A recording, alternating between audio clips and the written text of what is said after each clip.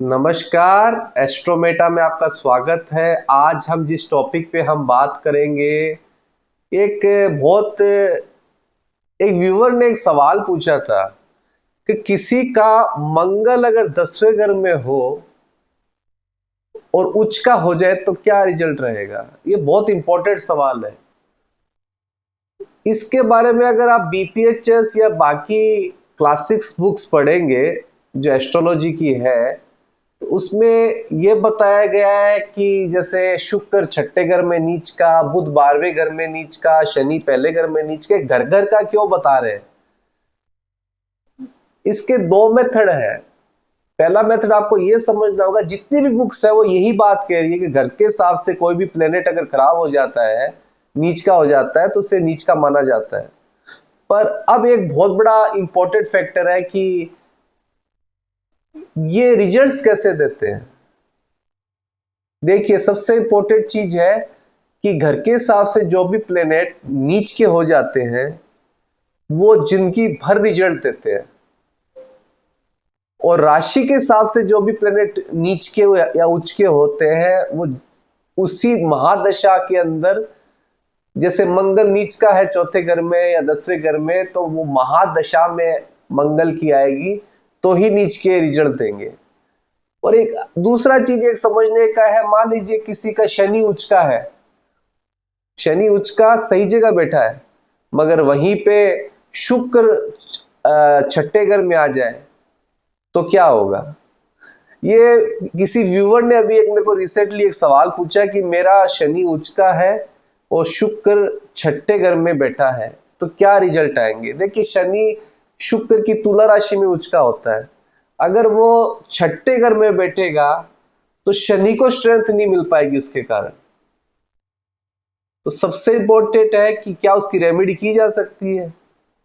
देखिए, असली चीज यही है कि उसकी रेमेडी नहीं की जा सकती। आप शनि को स्ट्रॉन्ग कर सकते हैं, पर शनि जिस राशि में बैठा उसका डिपॉजिटर को आप स्ट्रॉन्ग नहीं कर सकते।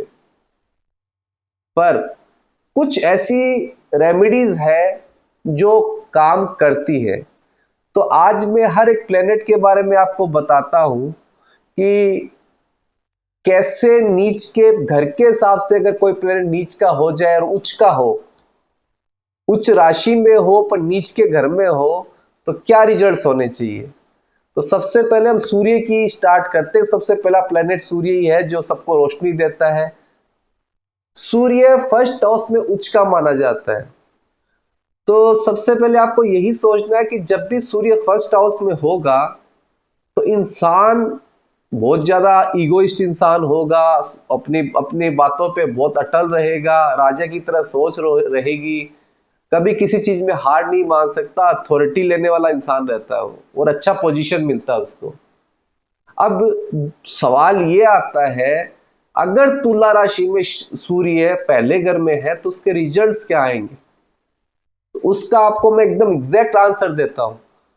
इस पहले घर में अगर सूर्य बैठा है तुला राशि में, तो सबसे पहले दिमाग में निर्धारित कर लीजिएगा कि सूर्य जिंदगी भर उच्च के रिजल्ट ही देगा। मगर मगर जब जब शुक्र की महादशा या सूर्य की महादशा आएगी, वहां पे उसको नीच के रिजल्ट मिलेंगे। रिजल्ट्स क्या आएंगे, बुरे और अच्छे रिजल्ट्स बताने से कुछ नहीं होता। रिजल्ट्स क्या आएंगे ये इंपॉर्टेंट है। रिजल्ट्स ये आएंगे कि वो इंसान जो जिंदगी भर अथॉरिटी पावर पे लेके बैठा है, सबको साथ में लेके चल रहा है, उसकी लाइफ में या तो उसको कलंक लगेगा या वो जिस पोजीशन पे उस पोजीशन से उसे हटा दिया जाएगा इंसल्ट करके, उसके ऊपर किसी और को बिठा दिया जाएगा। जैसे ऐसे बहुत सारे कंपनीज के अंदर हाईएस्ट लेवल पे जो मैनेजर होते हैं, तो हमेशा ये देखने को मिलता है कि उनके ऊपर कोई सीनियर्स नहीं होते, उनके फाइनल डिसीजन होते हैं। पर अगर वही सूर्य पहले घर में हो तुला राशि में, तो आप ये निर्धारित कर लीजिएगा शुक्र की या सूर्य की जिस दिन महादशा आएगी, उस इंसान को वो पद से नीचे कर दिया जाएगा, उसके ऊपर सीनियर बिठा दिया जाएगा जो उसको कभी पसंद नहीं आएगा। वो पोजीशन पे तो रहेगा पर हमेशा दुखी रहेगा। ये होता है फर्स्ट हाउस का सूर्य का तुला राशि में। अब आ जाते हैं सातवें घर में। सातवें घर में सूर्य नेचुरली नीच का माना जाता है घर के हिसाब से, यही बीपीएचएस बोलती है और बाकी बुक्स भी यही बोलती है। तो नीच का क्या होता है, पहले ये सोचिए, सातवां घर है आपके स्पाउस का, आपके पार्टनरशिप का, आपका पब्लिक फेम का है वो सातवां घर। आपको जो रिस्पेक्ट मिलता है सातवें घर से मिलता है या फिर पांचवें घर से मिलता है। सातवें घर में जब भी सूर्य आता है ऐसे लोगों को लगातार दब के रहना पड़ता है, लगातार उसको फील होगा, या तो उसका स्पाउस होगा वो दबा के रखेगा, या उसका पार्टनर होगा वो दबा के रखेगा। वो खुद कभी सामने आके ग्रोथ नहीं कर सकता इस कंडीशन में। ये होता है सूर्य सातवें घर में नीच का घर के हिसाब से।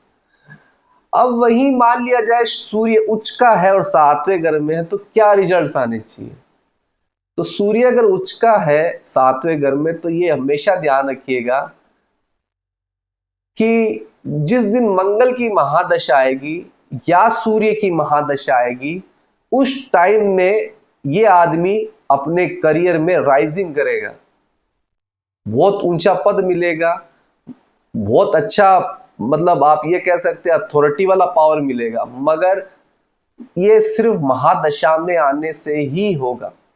ऐसे लोगों के साथ यह भी होता है जिनका सूर्य सातवें घर में उच्च का होता है, ऐसे लोग ये भी होता है कि मेहनत ये करते हैं, फल और कोई ले जाता है, लाइक उसका स्पाउस ले जाएगा या उसका बिजनेस पार्टनर उसका फायदा ले जाएगा। ये पार्टनर, ये जो रिजल्ट्स है उनको कभी नहीं मिलेंगे।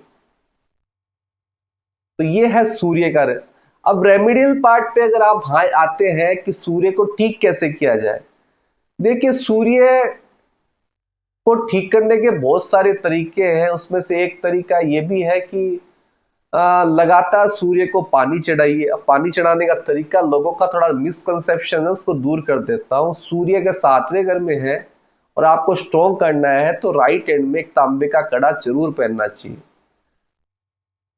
सुबह उठिए, गीले कपड़ों में सूर्य को पानी चढ़ाइए। पानी में क्या होना चाहिए, तांबे का बर्तन, पानी, 43 लाल मिर्च के बीच सिंदूर। 43 डेज तक कंटिन्यूसली गीले कपड़ों में ही सूर्य को पानी चढ़ाइए अगर सूर्य सातवें घर में नीच का है तो, या हाउस वाइज नीच का है तो। इससे क्या होगा, सूर्य में स्ट्रेंथ आएगी। तांबे का जब कड़ा पहना जाता है तो सूर्य में स्ट्रेंथ आता है। अब आ जाते हैं कि ये रेमेडी कैसे पता चले कि रेमेडी हो रही है या नहीं हो रही, काम कर रही है या नहीं कर रही। उसका बहुत आसान तरीका है। जब भी हम कोई पावरफुल रेमेडी करते हैं तो उसका बैकफायर जरूर होता है। सूर्य पेट को रिप्रेजेंट करता है, इसलिए उसको पांचवा घर मिला है। पेट खराब जरूर होता है इस रेमेडी के दरमियान। पेट के अंदर अचानक क्रैम्प्स आने, दर्द होने, लूज मोशंस होने, ये होगा जरूर।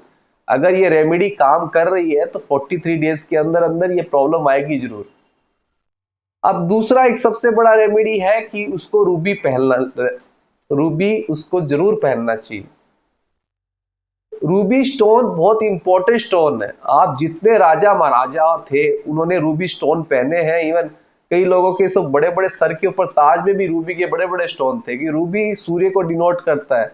और सूर्य एक ऐसा प्लेनेट है जो लगातार रोशनी देने का कोशिश करता है, तो रूबी जरूर पहनना चाहिए। चाहे आपका फर्स्ट हाउस में सूर्य है, 10th हाउस में सूर्य है, 5th हाउस में सूर्य है, 7th हाउस में सूर्य है, और बाकी किसी भी घर में 6, 8, 12 में भी है तो भी पहनना चाहिए। तो इससे आपका क्या पोजीशन बनेगा, आपको विजन आने लगेंगे। नहीं तो सूर्य खराब होने से विजन नहीं आता इंसान को, उसको क्या करना है उसको कभी पता नहीं रहता, ना उसकी कोई हेल्प करने आता है।